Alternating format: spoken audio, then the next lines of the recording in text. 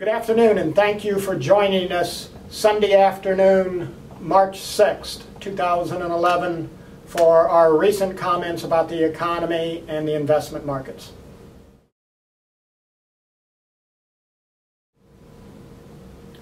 We continue to remain bullish about equity prices, slightly bullish about gold prices, bullish on commodities, negative on the US dollar, and negative on US bonds.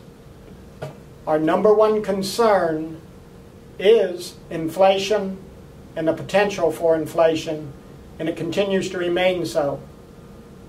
However, in the last 2 to 3 weeks, developments in the Middle East have begun to dominate thoughts on the economy and the investment world.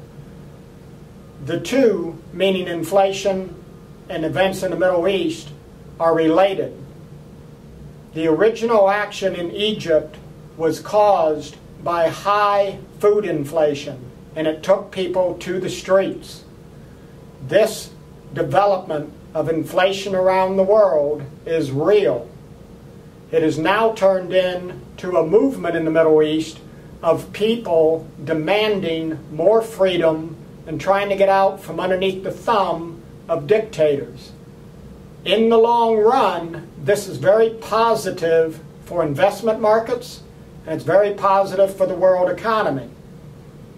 The question that's not answered is, can this movement towards freedom be accomplished without out-and-out civil war or without major bloodshed in the Middle East?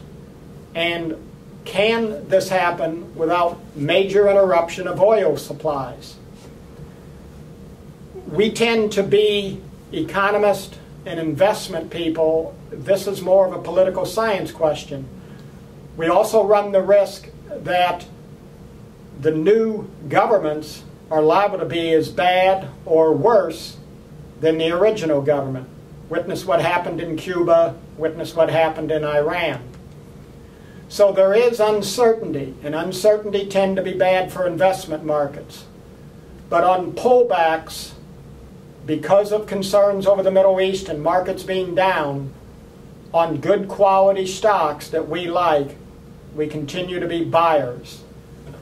Somewhere later this year, we expect inflation to become enough of a problem that we may have to begin considering selling some positions. But we think that will continue to be 2 or 3 months off. We'll keep you informed as best we can.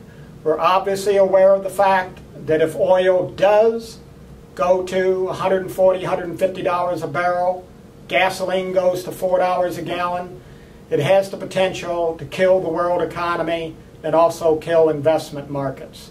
Thank you for joining us this afternoon. We will be back with our next broadcast as events warrant, or 3 weeks, 4 weeks, regardless of what happens. Stay tuned, and thanks again for joining us.